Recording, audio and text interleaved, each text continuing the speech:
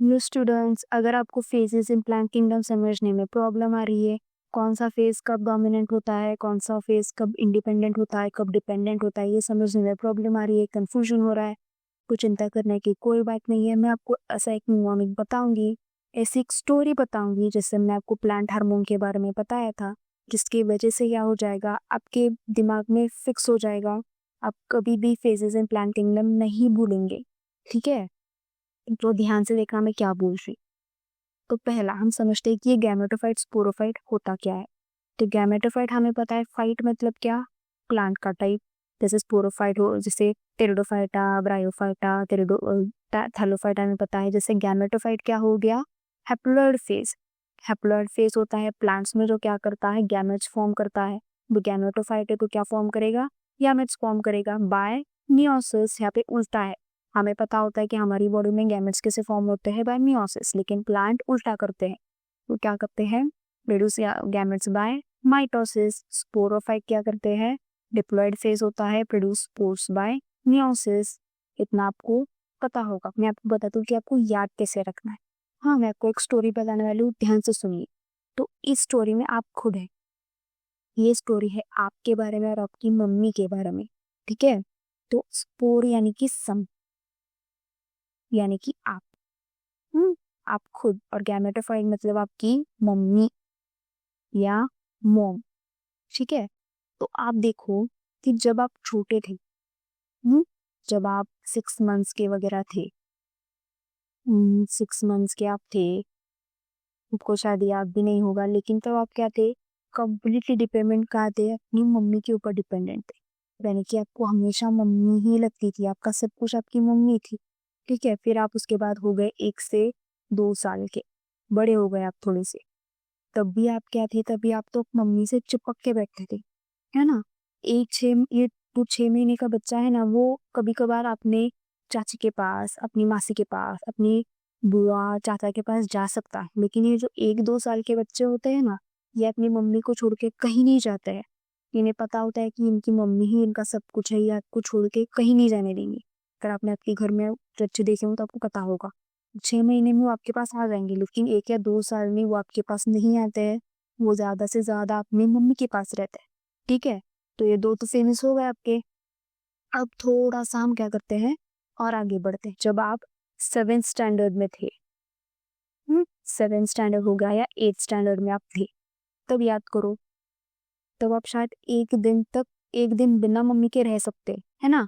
For example, अगर आपकी mummy किसी फंक्शन में चली गई, आपकी मम्मी किसी त्योहार में चली गई, मम्मी बोल रही कि देखो, इन्हें तुम्हारे लिए खाना बनाया हुआ है, तुम्हारे सारे कपड़े रख दिए हैं, मैं जा रही हूँ, मुझे तंग मत करना, एक दिन रह लेना। तो आप रह लोगे, मतलब एक दिन के ऊपर हम ऑब्वियसली नहीं रह सकते हैं, लेकिन उतना हम ज्यादा से ज्यादा कम से कम एक दिन तो रह सकते हो मम्मी के बिना। ठीक है, उसके बाद आते हैं आपका अडल्ट लाइफ, मतलब अब आपकी लाइफ। अभी भी आप उसी इसी फेज में हो, लेकिन आप जब इससे थोड़ा सा आगे जाओगे, जब आप खुद कमाने लगोगे, है ना, हम्म जब आप अडल्ट हो जाओगे, तब आपकी मम्मी क्या हो जाएगी, ऑब्वियसली ओल्ड हो जाएगी, और आपकी मम्मी को क्या लगेगा, आपकी जरूरत पड़ेगी। यानी जो तुम्हारी उन्होंने इस सालों में किया है, अभी आपको क्या करना पड़ेगा, उनकी वही सेवा करनी पड़ेगी। तो आपको यही याद रखना है। कैसे, मैं आपको बताती हूँ। ठीक है, ये जो थाइलोफाइटा है ना, ये आपका एज है 0 to 6 मंथ्स का, जहाँ पे डोमिनेंट क्या है, गैमेटोफाइट। स्पोरोफाइट कैसा है, रिड्यूस्ड है। रिड्यूस्ड मतलब बहुत ज्यादा डिपेंडेंट है। उसके बाद आता है ब्रायोफाइटा। ब्रायोफाइटा मतलब आपका कौन सी एज हो गई आपकी, 1 to 2 ईयर। तभी क्या है, गैमेटोफाइट, यानी कि आपकी मम्मी डोमिनेंट है। उसके बाद आप कैसे उन पे डिपेंडेंट है फॉर न्यूट्रिशन, ऑब्वियसली उन पे आपको डिपेंडेंट है। और यहाँ पे आप क्या कहते हो, जैसे गैमेटोफाइट पे स्पोरोफाइट लगा रहता है, अगर आपने ब्रायोफाइटा पढ़ा होगा तो ये कभी भी अलग नहीं होते हैं। गैमेटोफाइट स्पोरोफाइट कभी अलग नहीं होते, ये एक साथ चिपके हुए होते ब्रायोफाइटा स्टेज में। ठीक है, टेरिडोफाइटा की जो स्टेज है वो आपकी कौन सी स्टेज है, 7th to 8th स्टैंडर्ड आपकी अब की स्टेज है। स्टिल जब आप खुद कमाने नहीं लग जाते हो तब तक। 7th 8th स्टैंडर्ड जब आप क्या है, स्पोरोफाइट डोमिनेंट है, gametophyte is independent but short lived. अब आप यहाँ पे क्या करते हो, अपनी मम्मी के बिना तो रहना सीख लेते हो, यानी कि आप 1-2 दिन, अगर आपकी मम्मी उनके मायके चली गई हो, कहीं और चली गई हो, तो आप 1 या 2 दिन रह सकते हो उनके बिना। फंक्शंस है, ये है, वो है, ज़्यादा दिन नहीं, लेकिन रह सकते हो। उसके बाद ये जिम्नोस्पर्म एंड एंजियोस्पर्म कब है, आपकी अडल्ट लाइफ है, यानी आप अभी अडल्ट हो गए हो, खुद मैच्योर हो गए हो, अपने पैरों पे खड़े हो गए हो, अब आपको पैसा कमाना आता है, ख्याल रखना आता है, पर आपकी मम्मी क्या हो गई है, थोड़ी सी थक गई है, एज हो गई है, तो अभी आपको क्या करना है, इनका ख्याल रखना है। डिपेंडेंट ऑन स्पोरोफाइट, याद आ गया, कंप्लीटली डिपेंडेंट ऑन स्पोरोफाइट। तो आपको कैसे याद रखना है, थाइलोफाइटा, यानी कि आपका 0 to 6 मंथ तक का एज, जब आप क्या हो, जब डोमिनेंट को नहीं, गैमेटोफाइट आप कैसे याद रख सकते हो, गीता। क्योंकि मेरे चैनल का भी नाम है तो मैंने लग दिया है गीता। स्पोरोफाइट कैसे करोगे, सन। अगर आपकी मम्मी का कोइंसिडेंटली जी से ही नाम है तो मुझे कमेंट सेक्शन में बताना ज़रूर, अगर ऐसा है तो आप वो भी लिख सकते हो। आपके लिए बहुत आसान हो जाएगा। ऐसे आप क्या याद रखोगे, सन। जब सन 0 to 6 मंथ्स का होता है, अब बोलोगे कि डॉक्टर क्यों नहीं, यहाँ पे सन मैंने क्यों लिखा है, स्पोरोफाइट के लिए सन लिखा है, ठीक है। तो आप भी लिख सकते हो, अगर ऐसे अगर आपकी मदर टंग में डॉटर के ही है तो आप वो भी कर सकते हो। थैलोफाइटा 0 to 6 मंथ, जब सन की एज थी, आपकी एज थी, तो आप कहते कंप्लीटली डोमिनेंट थे किस पे, अपनी मम्मी पे।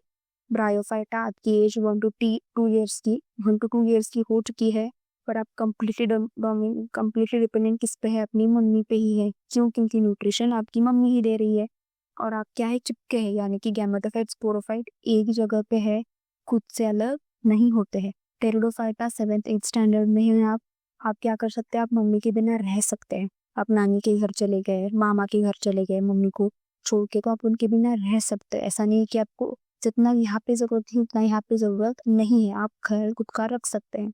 फिर आता है जिम्नोस्पर्म एंजियोस्पर्म, जब आप अडल्ट हो गए हैं, यानी आप खुद का ख्याल खुद रख सकते हैं।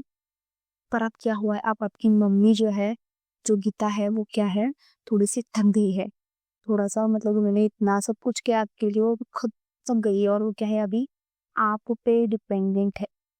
अगर आप ऐसे याद रखोगे तो आपको, मैं आपको गारंटी दूँ कि आप भूल ही नहीं सकते।